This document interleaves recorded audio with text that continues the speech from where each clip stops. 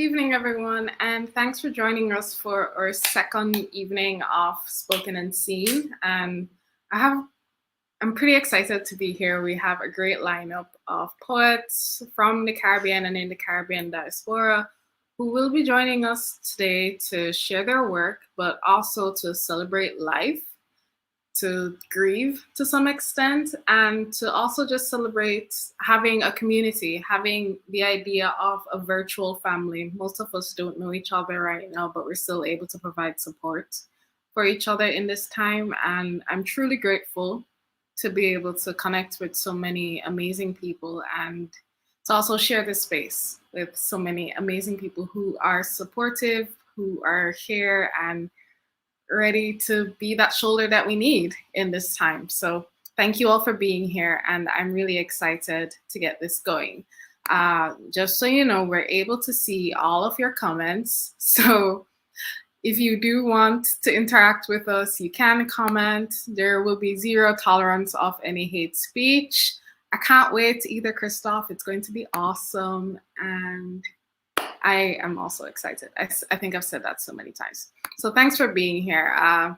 We will be paying tribute just through our gathering, through our presence to the life of Colin, who was an incredible activist, incredible thinker, and incredible doer here in the Caribbean, who has done so much for LGBT persons here in the region. And though a lot of us may not have known him personally, especially a lot of us younger queers here, we've been able to feel the impact of his work, been able to feel the impact of his ideas, his anti-colonial thoughts. And through that, I just wanted to use this space to honor what he has done, and hopefully through what we do generally, we're able to pay tribute to his work as it will continue to live on with us.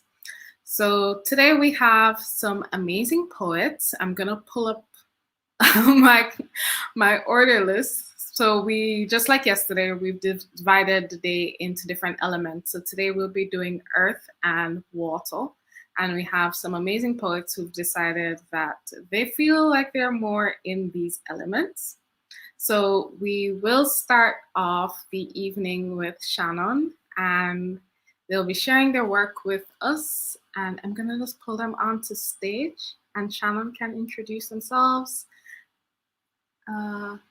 Click. There we go. Hi. Hi everyone. Hi, Duran. So I'm just gonna head off stage, and it's all yours now. Okay. So thanks so much for being here. Thank you for creating this space. Awesome. Good evening, everyone. My name is Watch MC, and firstly, I just want to thank the Rebel Woman Lit team for just creating this important space. And I didn't know Colin personally, but from the stories I heard yesterday, it's just very clear to me, like, he really had a critical impact on people. And yeah, I was just really touched by hearing from people that knew him. And when I think about honoring our ancestors, I think about movement and how, in a lot of cases, our ancestors were forced to move or moved out of necessity. And because of, those sacrifices, today we can move more freely. And for me, what that's looked like the past few years is actually having the opportunity to live in Canada and just see something different and, just move around outside of where I was before. And, this poem is a bit more on the less grateful side, less honoring my ancestors side in the middle of Canadian winter. So I hope you'll bear with me. This poem is called Wally. I once gave my boss a plant for her birthday. It looked like a Wally, so we named it that.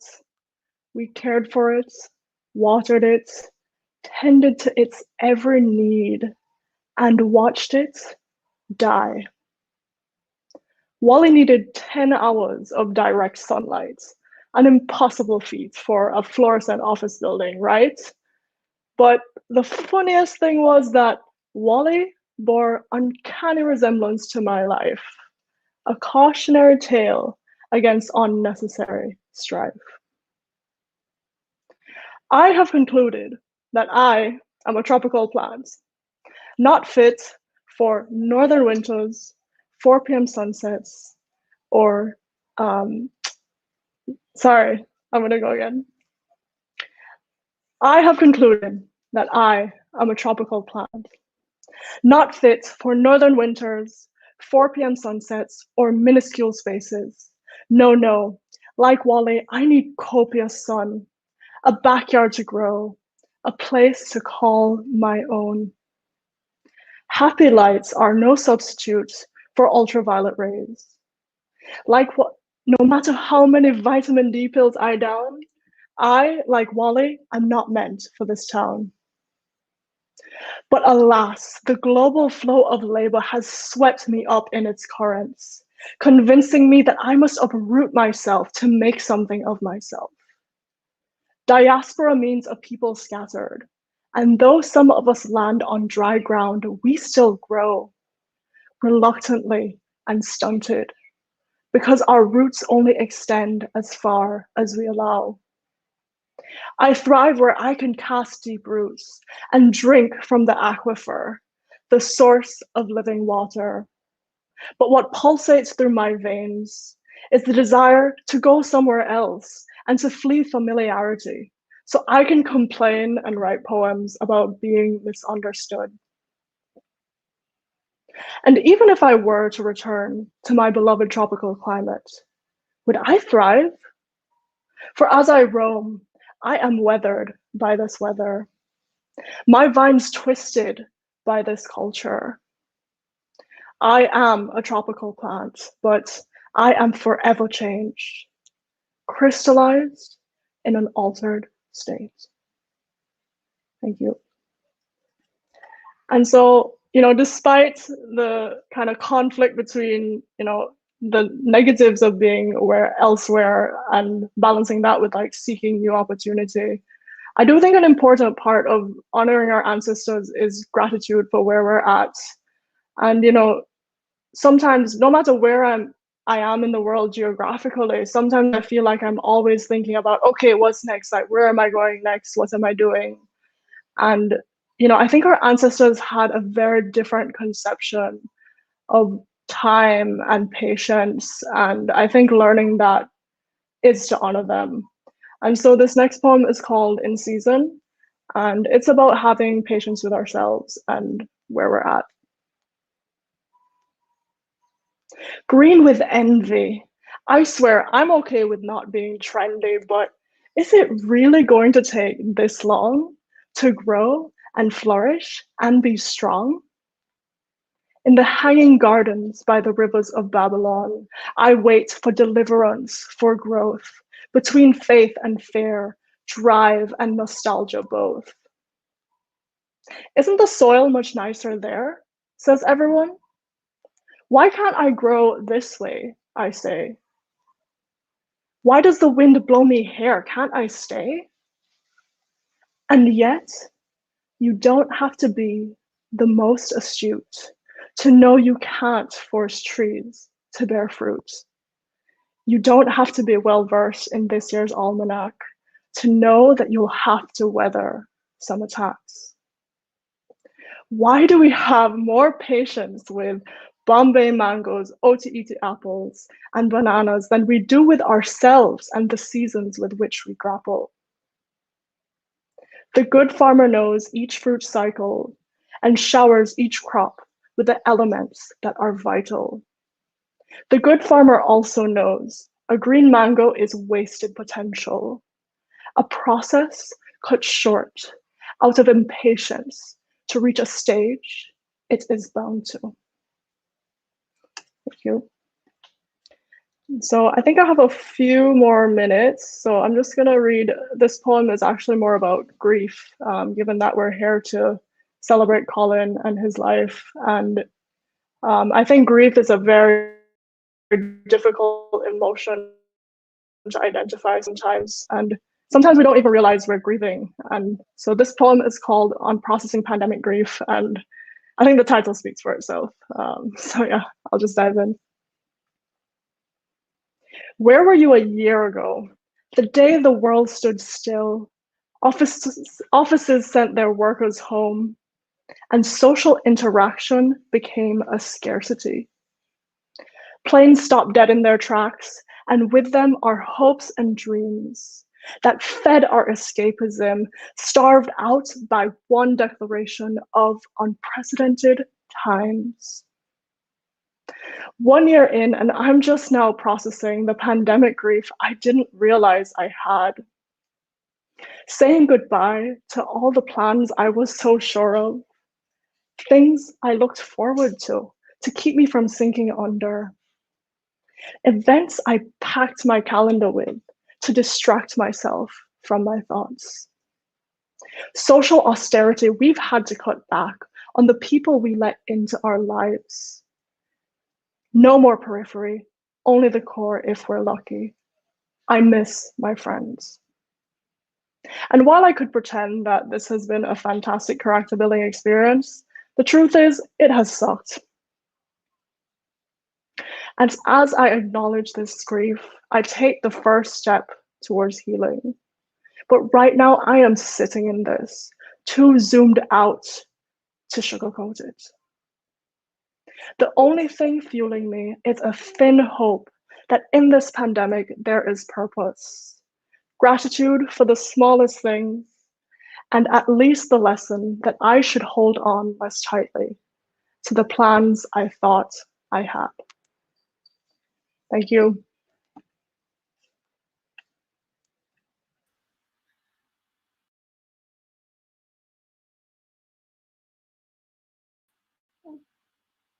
Okay. I think technology isn't working with me. There we go.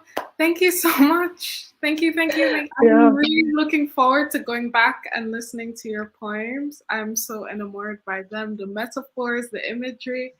Thank you so much for sharing. Yeah, thank you for having There's me. so much love for you in the comments. I don't know if you're seeing them. Oh, yeah, I am. Thanks, guys. Miss you. Thanks, Sharon. Everyone, you can go follow Watch and See on their Instagram. That's your Instagram handle, right? Mm-hmm. Yes. And see, there we go. Awesome. See more poems. Thank you so much. Thank you.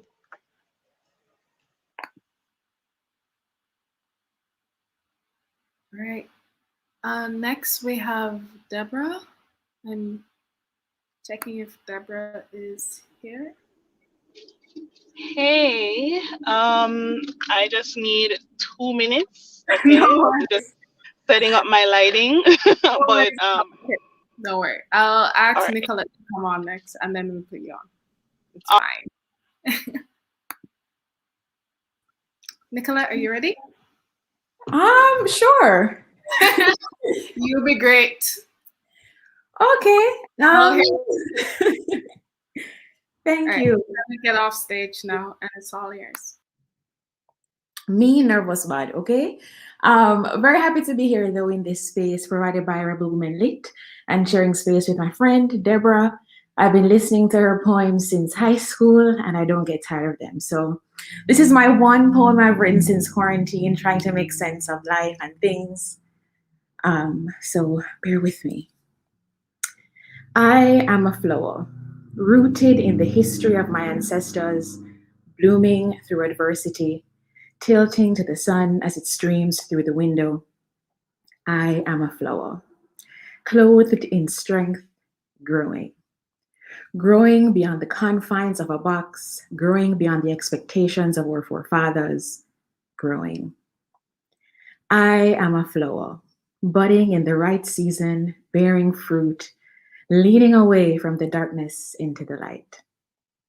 I am a flower, a living thing, yet wilting. Wilting because of unrealistic expectations, wilting because I have not been fed, wilting because I need space. And all you have given me is this box. Thank you.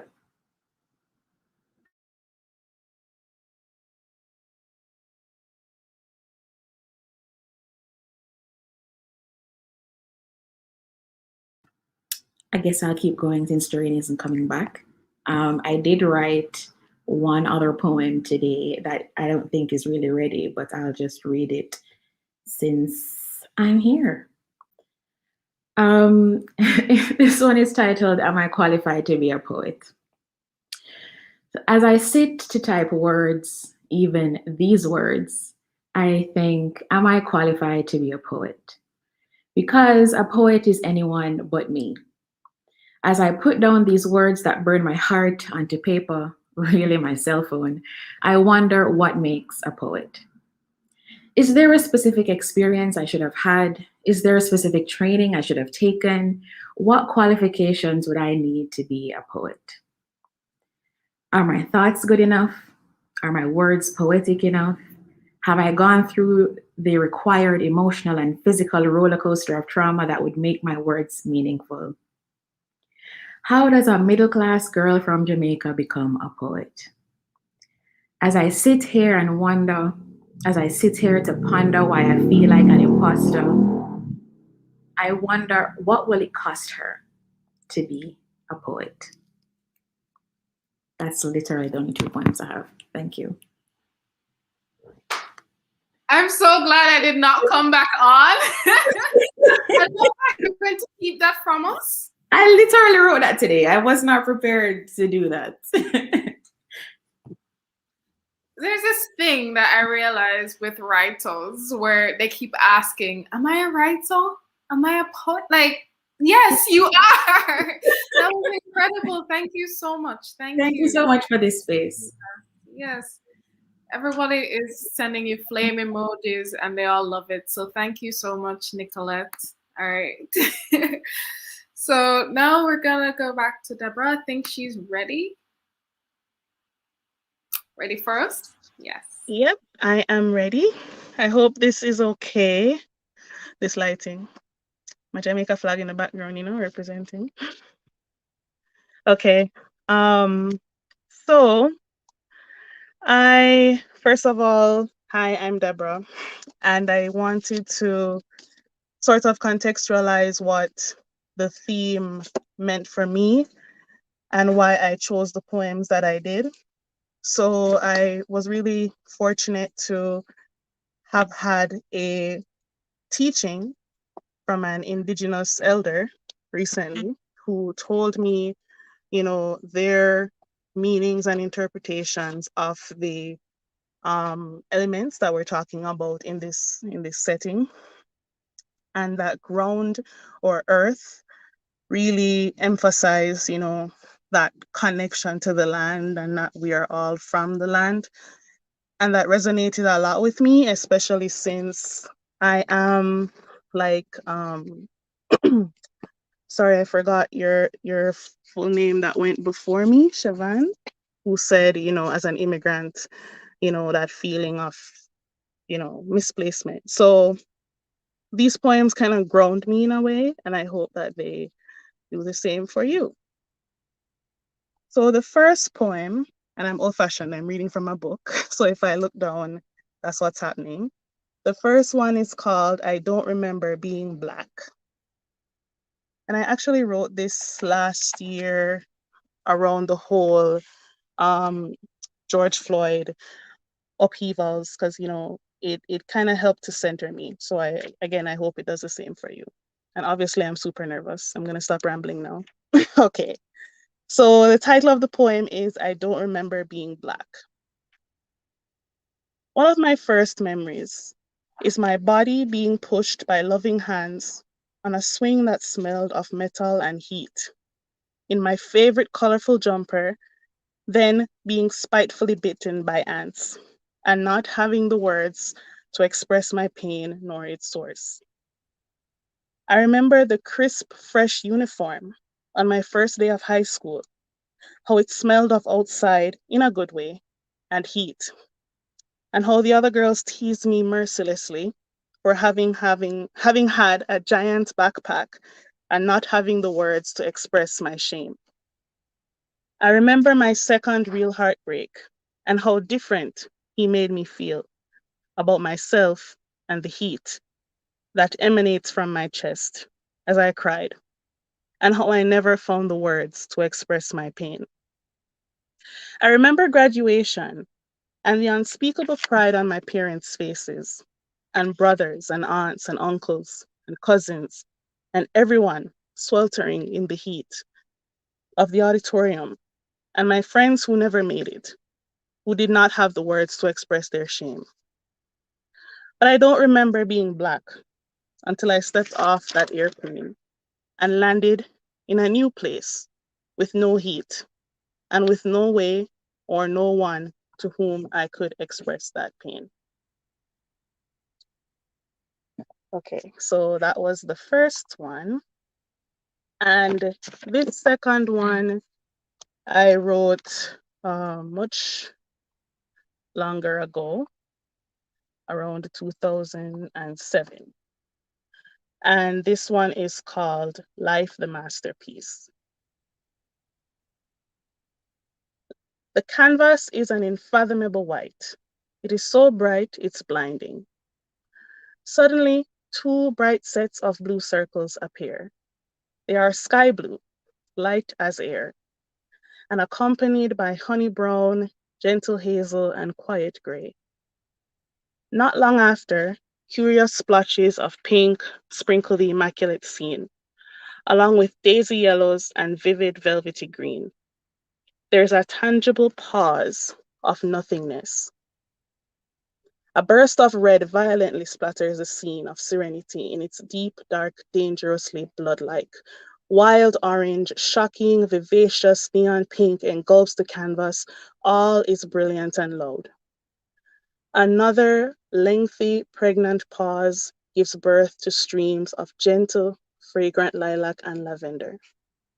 Then all is obscured by thick, black darkness. The artist is finished. She smiles at the next unfathomably, incredibly white canvas, brush in hand, life in mind.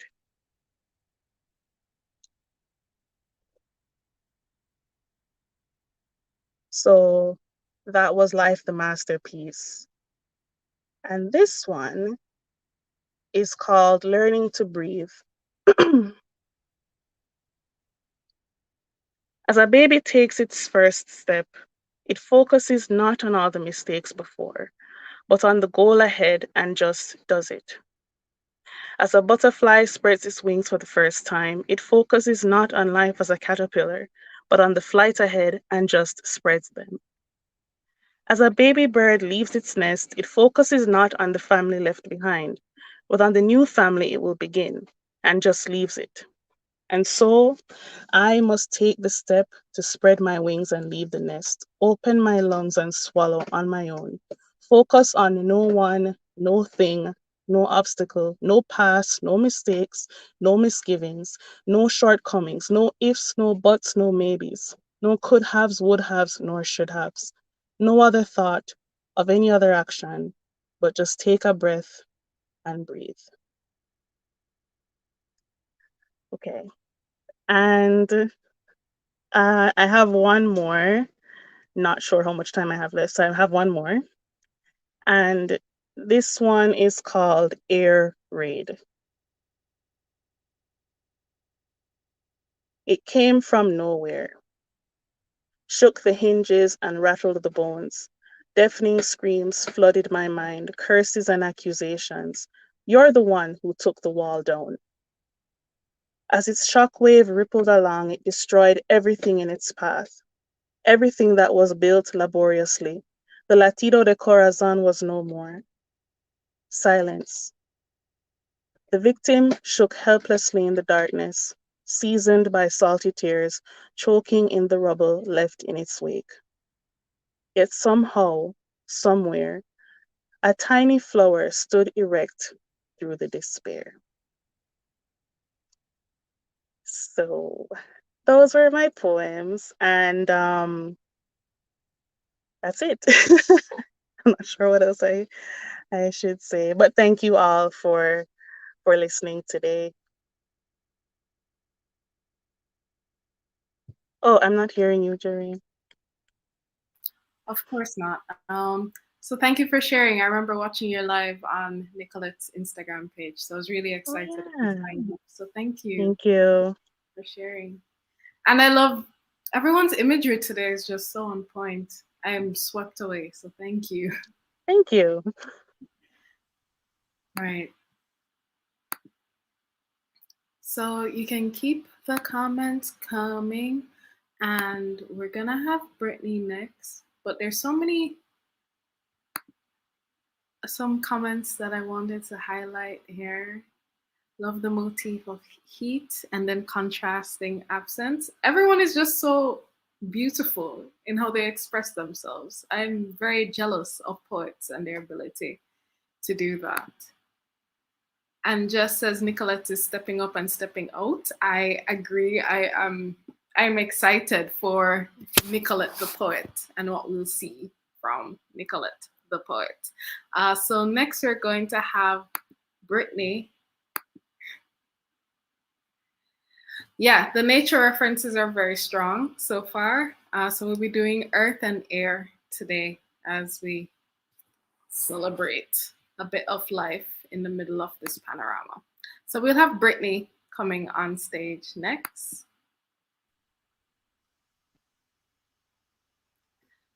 So Britney, hi. Thank you. You look nervous. There's no need to be nervous. All right. All right, so I'm gonna get off. Me? We're hearing you. You're fine. You're perfect. We're all family. We're all here to support you. So, all right, I'm gonna get. Okay. Hi, everyone. So I selected these poems to read today, based on the theme of Earth, and I interpreted that a number of ways. First is Earth as sustenance, as a source of nourishment. Second, as Earth as being a symbol of fertility and bearing creation. And third, as us being Earth, being dust, like return from whence you came, kind of cycle of life concept. So that being said, first is two birds.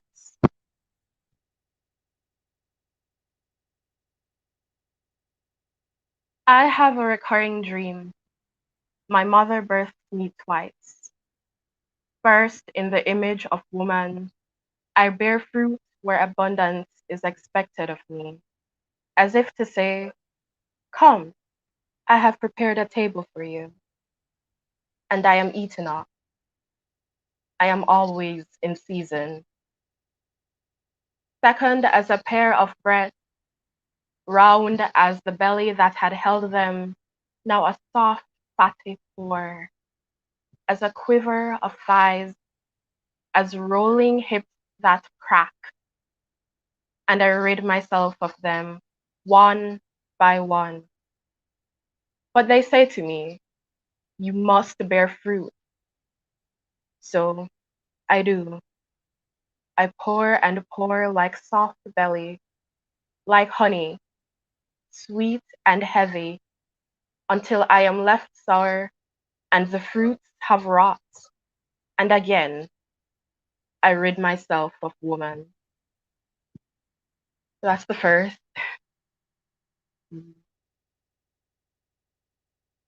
And second one is more to do with,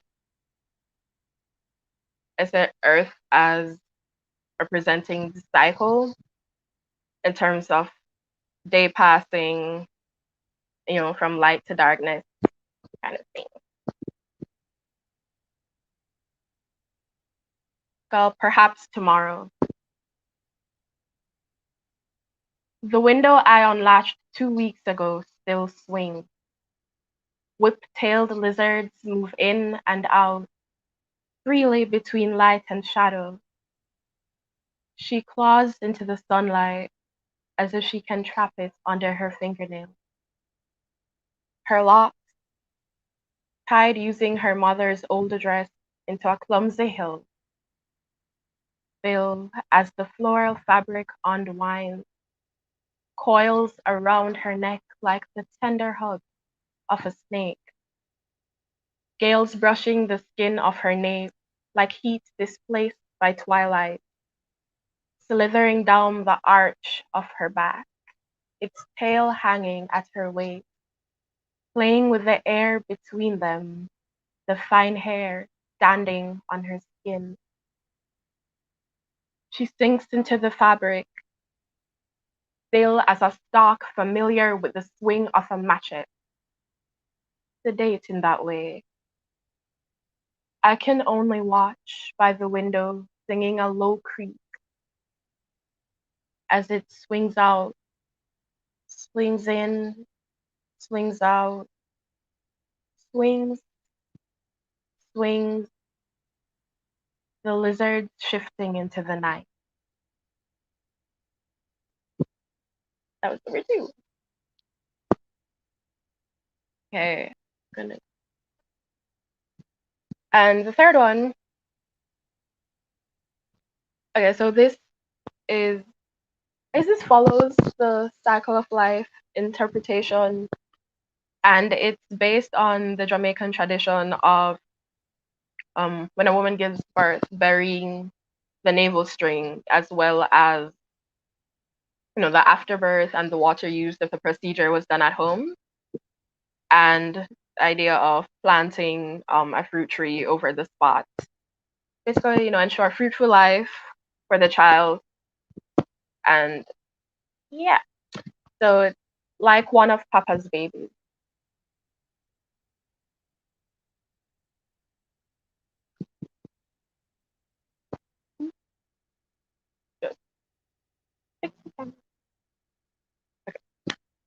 Like one of Papa's babies.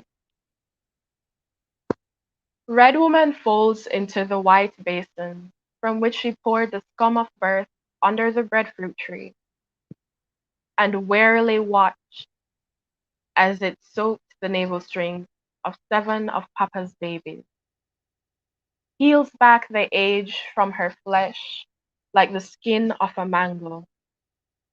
She unreels the wrinkles from her lips like thread, and sews a mourning hymn for Papa. Hums this, hoping God still has an ear for prayer. They spit on the breadfruit leaves. It streams down the veins, turns basin into bath. She strips herself of her skirt, whispers gratitude for the baptism. Red Woman aches to be born again, floating, like one of Papa's babies, small and infinite in a white basin. So yeah, and have the final point. And this is Love Might Outlive Us. So yeah.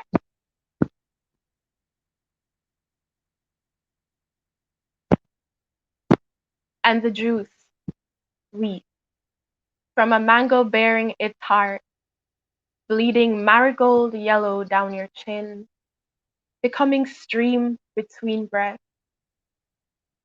Swaying in your backyard, we hold the sunset between our chests, tender, while it scorches our arms. It is the familiarity of ending. There are only so many mango skins we can peel before our teeth soften, before we come pulp ourselves. They'll be tartly nevertheless. The mangoes sweeten the skin of those with more breath to give, bringing promise, promising more. Sunrise. And that's it. Thank you. Thank you. Thank you. And I love all the mango references that we're getting today. Yeah. So thank you so much for sharing, and I'm so glad that we found you and you're here and you're sharing with us. And everyone, please go follow Britney on Instagram and Twitter. Load them up, let them know that you love their poetry, because I think those were so beautiful. Thank you. Thank you. Yeah. Alrighty, let me just check my list. And now we are going to hear from Lesley-Ann, one list. Lesley-Ann, are you hearing us? Hi, are you seeing me? I feel like my lighting is horrible. Let me see if I can fix it quickly. Apologies. No worries, no Um, worries. Um, it's very bright here, but clearly. Also, people are talking about the imagery. I think everyone's imagery today is just beautiful and warm and earthy. Even the poems about grief and the pandemic, there's still this grounding. So, yeah. There's Lesley-Ann, I think you're fine in terms of the lighting. I'm just very lucky. That's what that is. Okay, that's just a little bit of bad mind. All right, I'm gonna get off stage and let you have it. I'm really happy to hear you perform. I haven't heard you perform in years now, so I'm excited and grateful to have you, honest. I'm gonna go. All right. Thank you. Thank you very much for having me, or giving me the opportunity to say yes, which is something I should say more of. All right. So I want to do a little preamble before I jump in. This has been a very interesting Easter weekend, right? Between Kenny's and today finding out that I have a nephew who is going blind because of what's happening with COVID, and how the system is functioning. I'm really having a difficult time today. It's bravery while I'm here. Um, and it's very, for me, it's very interesting because he's 6 years old. He, from January, they found out that he's been having issues with vision, and now he's blind in one eye and the other eye is going. And we keep getting to the doctor, and the doctors keep saying that we're only doing emergency surgeries, not urgent surgeries. And I keep trying to wrap my mind around a 6 year old losing sight if that's not an emergency. But that's a whole different campaign. So today, I'm going to read 3 poems. The first poem, 2 of the poems are from my chapbook, Imajo, which is, yeah, I e-chapbook. It's only on Kindle. And the one I just wrote while I sat here and listened to the other poems. I think I'll start with that one and then work my way into the others. So, Ocean, they shifted your course, Mama, your land to create bridges, for they know, Mama, the true purpose of land. They know why you chose your path, why you have washed these boulders, meandered around these corners, mumbled sweetly across this course. They know, Mama, that you've been wrong, and now they have corrected you. And now they wonder why the land topples, bends his neck to hear your music, uproots its trees to follow your softness. They wonder why the whole place falls down savagely. Mama, they have corrected you. For what is water, Mama? What are rivers? What are rivers but waters to cure before pulling into pipes? For what are rivers but women to be trained? I hear you, ocean, coming back for it all, mirror in hand, showing us what we can't see. All right. Maybe the preamble for that should be that was for Gordon Town. All right. 2 more points. Citizen. I think the thing for me here is that we've been requested to honor our ancestors in this in these readings, and so I'm doing my best to. I bet you didn't know I love God like I love women, feverishly. I go to raging waters to wash my joys away. Ocean teaches me it always returns impermeable upon the waters. Anxious, I am aware of my hard breath of shouting, Yemaya, of your fear, of your damnation, of your rejection for your Savior, Jesus, for whom this world wants to be the woman who loves woman, a believer whose sins are never washed, whose ways never lightened in these dark times, my love. All right. And now the final poem, which is Surrender. And I read this lastly because I think if nothing else, this weekend is forcing us to do this, or forcing me, anyway. Surrender. Breathe, breathe, full breath, deep breath. Child, with no eyes on time, just let it happen. Celebrate each year like a prize received for good behavior. Breathe, deep breath. But behavior ain't been good, although it ain't been bad either. Breathe, deep breath. Just was locked away on couches or corners. Breathe, deep breath. Whichever passed the time quicker while the emptiness slowly grips like the pinch of an upside down glass. There comes a time the need for more, squeezes chest plates, turning potential into depravity. Deep breathe, full breath. Burning skin, sins, grip chest, breathe, full breath. Past hands reaching in, souls get ripped, but gaping holes are not easily fixed. Deep breathe. Reach out for placebos, full breath. To caress the questions now that eyes have found time. Good behavior means more than chilling. Deep breath, full breath. In the night, when sleep stays away, breathe. And is unable to displace hunger pangs, breathe. When the past haunts the silence, breathe. When sweating joins the frenzy, breathe. Force knees to hit the floor, breathe. Like a reminder of God's gift to full breath. Some anointings happen in secrets while the gods glare through the dark. Deep breathe. As the little black baby is almost lost, begging for the power of grace. Deep breath.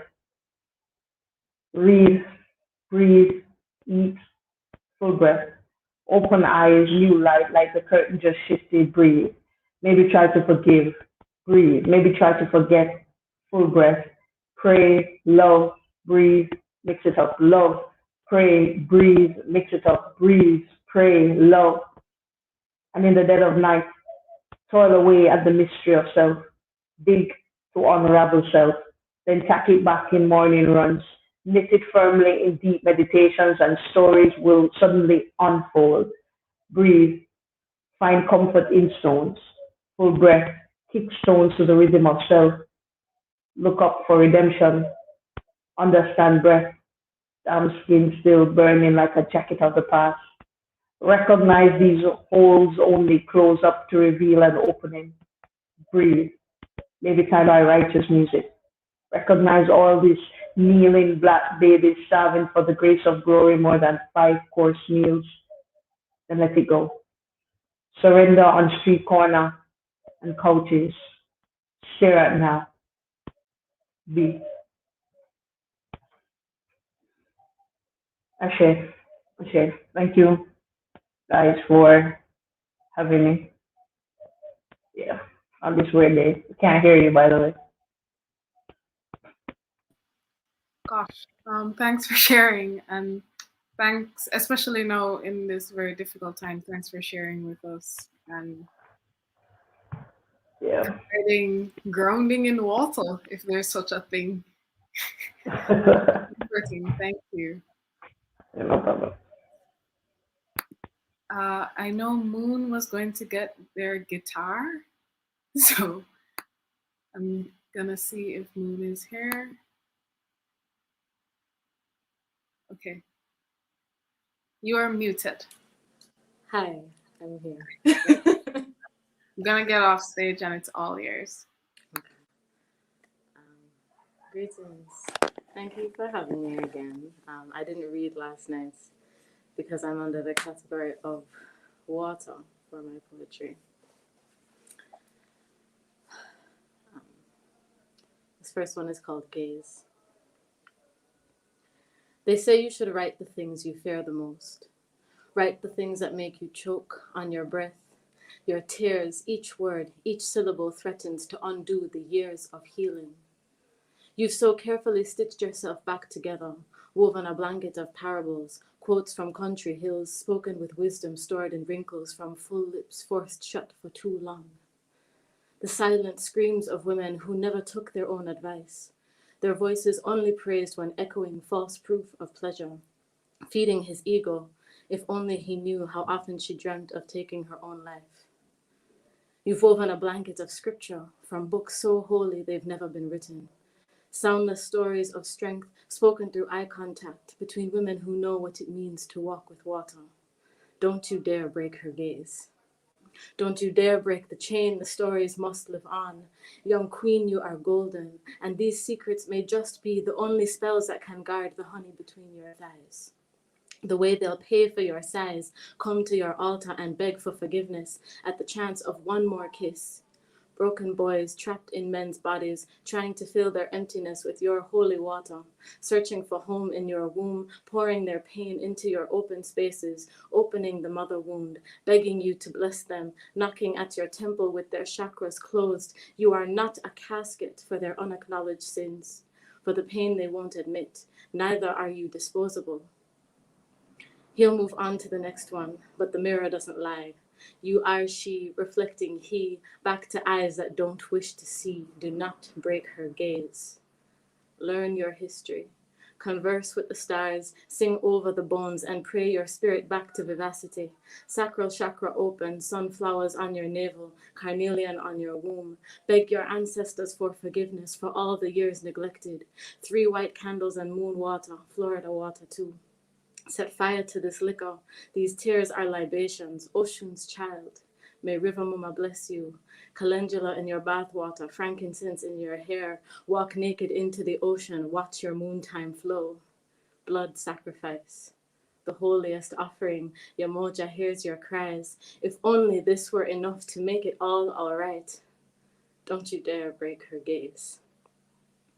Come make we chant down Babylon, beating drums in Ra's rays, singing songs of praise to the divine feminine ways. This vessel is sacred, a portal to other worlds, the chaos of Aditi, giving birth to galaxies in your sleep.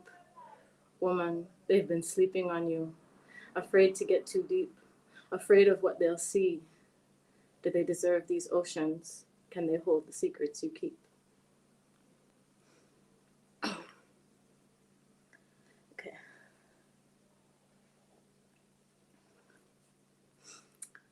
So that was Gaze.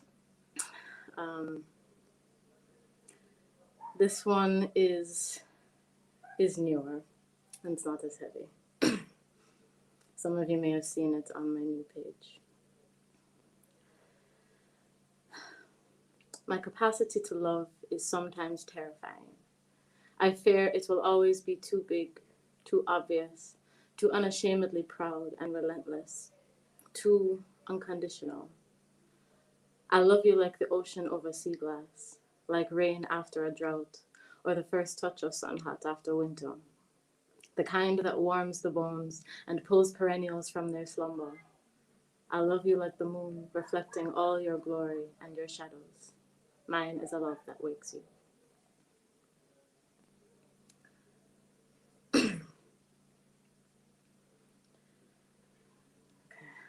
I have one more poem and then a song. For all the unsung kings and queens, the unnamed royalty in between, whose voices are no longer with us, I wish I could unwrite his story for you until it becomes ours. Wish I could unwrite the laws that left you vulnerable, the ones that proclaimed freedom and equality for all, yet left you for dead.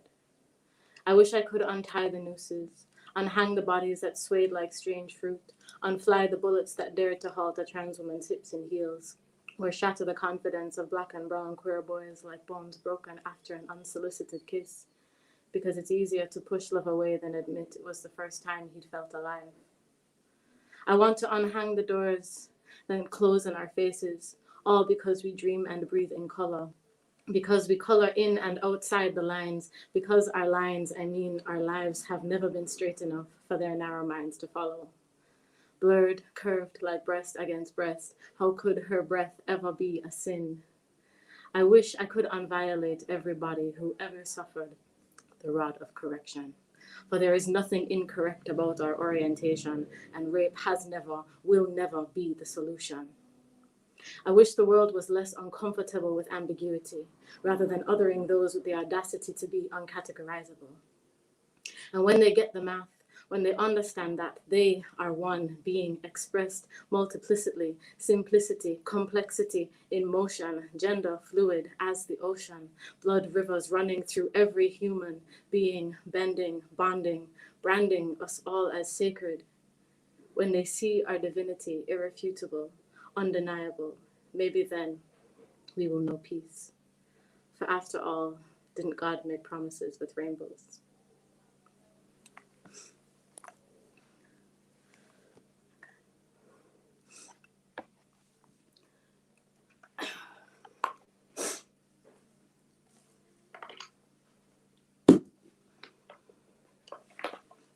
Thank you to everybody who's here. It's weird not being able to hear you. But can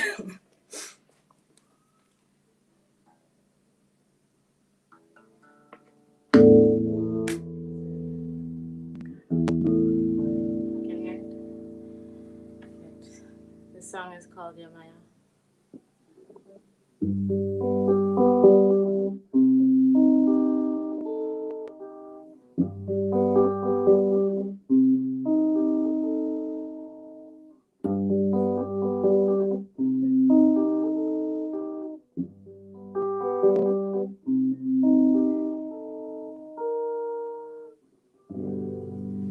Walk into the water,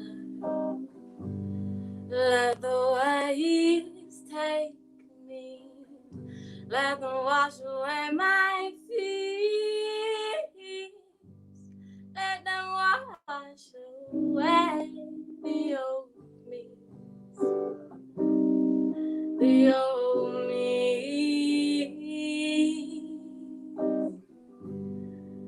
Walk into the water, let the waves drown me, let them drown my fears, let them heal me, heal me. Spend too many praying to what God up in the sky. You were right below my feet this whole time. You were surrounding me this whole time. So I go to the sea.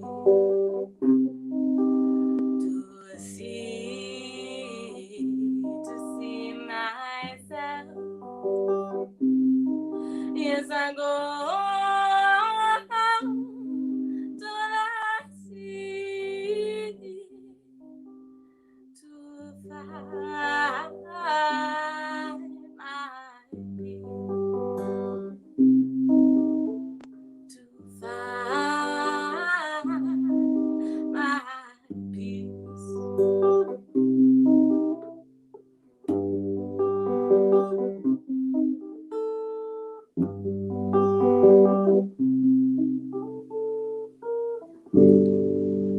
Walk into the water, let the sun make me clean, let it purify my soul, let it burn away the pain in me, the pain in me.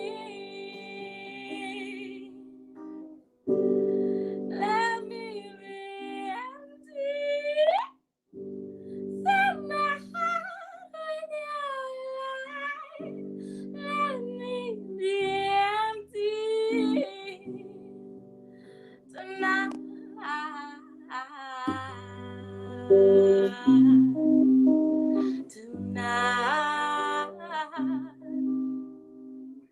Spent too many years praying to a God I couldn't find.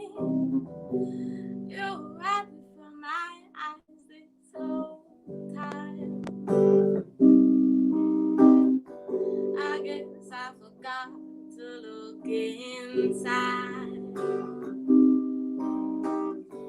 Spent too many years praying to a God I couldn't hear. That didn't tell me of the wind whispering in my ear. That didn't tell me of the songs they can't hear. So I go to the sea.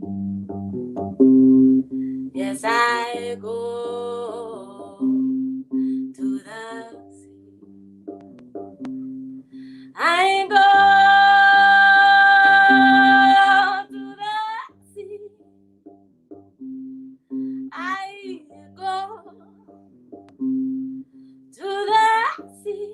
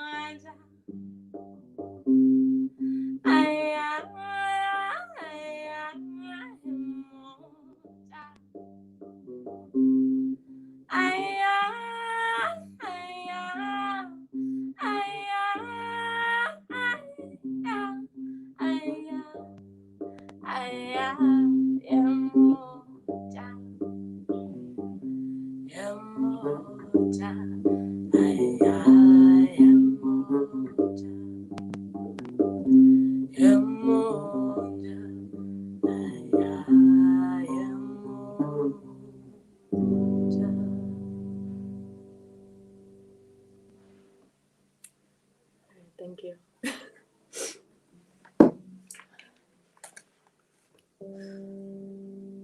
Jane, come back. Thank you so much for sharing. You know, I'm obsessed with everything you produce. So thank you so much. Yeah, someone's saying it's the perfect full moon vibes, and I agree. We're listening to this on Spotify. Oh, I need to look at the comments. I'm gonna respond to the comments soon. I haven't seen them yet. We were listening to this on Spotify last night. Performance room, such a beautiful. Thank you so much. Yeah, if you want, the links to my music are all in my bio. There's a link tree, so if you click the music on, it'll take you there. Yeah. And there's a poetry link too. So I started a new poetry Instagram, which isn't up here because I have too many things going on now. So but it's Wild Numinous. Right. Yeah. So thank you so much. Thank you, Moon. Oh gosh. Let me check my list. My thing with organizing this is that I get so wrapped up in just enjoying all the performances that I forget, oh wait, Journey, you're supposed to be organizing and things behind the scene. Yeah. So we're gonna have Topher close off the night with us. Topher, are you here? Not seeing a camera or mic. Oh, there we go. I'm here. I'm here. Thank you so much. I caught your performance in Instant Creative earlier. Oh, thank you.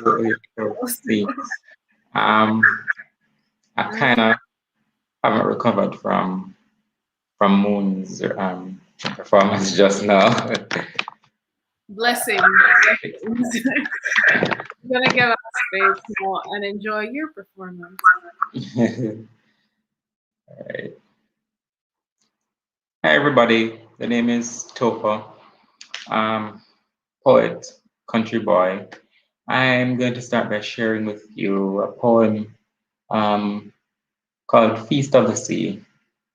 And that's coming from my experience as a child, going to the beach for the first time and thinking that the sea was coming to get me.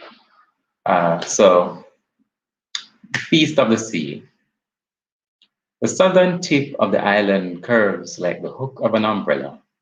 My hometown is right where your index finger would rest when you hold off the rain.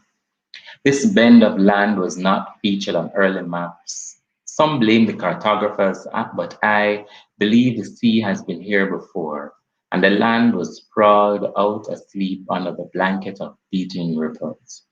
And I wonder if the slope in the front yard was red with sargasso, or if the top of my house was sea level, then perhaps the zinc wrinkles would be waves. Now the soil is loose and salt. I ate it as a child. The sea speaks if you listen to the emptiness of shells scattered about my backyard. This lonely and crooked land, longing for depth and to wash its head under running water. It will stretch out its arm, beg the blue to open its mouth and gulp. Dust by aching dust, rock by breaking rock, house by crumbling house, the families in them and all their black blood. And I'm going to share with you now this other one called Merchant.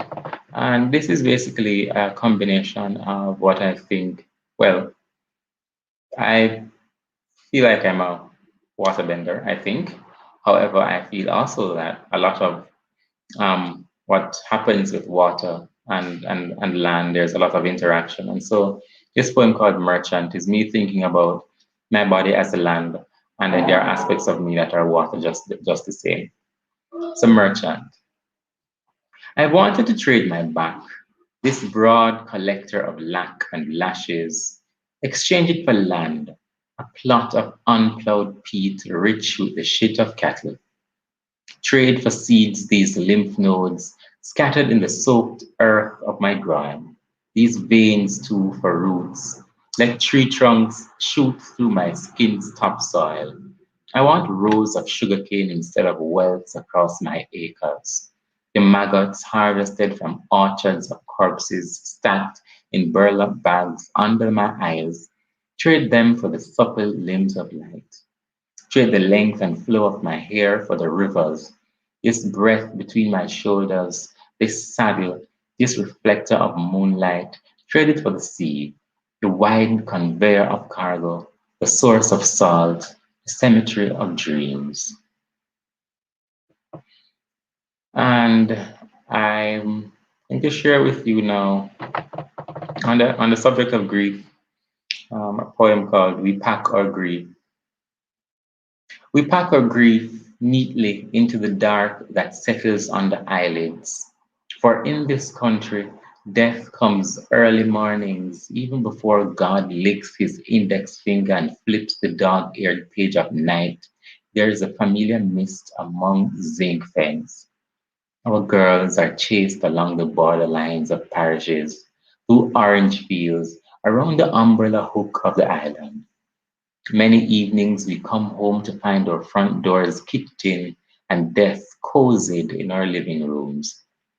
And when another girl disappears, the way the dark does at dawn, we lie on our backs in our beds and pull the sheet over ourselves, the way we would close coffins. We do not toss about like bullet fragments caught in the bloodstream. Instead, we remain still mounds of dirt, our hands shovels, muddied from the deep. And this final one is very short. It's called Gutted. Gutted. In my country, if a man wants a man, he better want him underwater. For wrong desire is to be fish or fiction.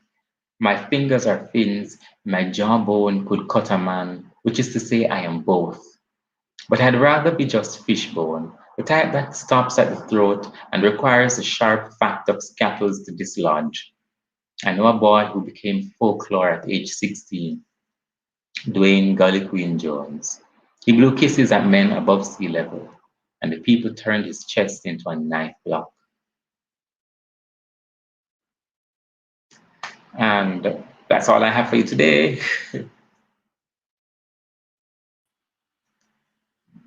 I can't be the only one who gets really sad when the reports say, and the last one, or that's what I have for you today. Topher, thank you so much for sharing. You know, I'm a huge fan of your work, so thank you for having me. For sharing with everyone. Thank you. And thanks to everyone in the comments, everyone who watched live. Yeah, Topher has lots of fans. We're going to start the fan group, the unofficial fan group. But also thanks to everyone. I'm going to pull you all on stage right now. So get your cameras ready. Thank you all for performing this evening. It's been a very wild, hectic week here. So thanks for providing some sense of comfort, some sense of community, some sense of understanding and grounding. I know if you're if you're here right now, I know that you're definitely not engaging in the wildness happening on Twitter because those two completely different energies right now.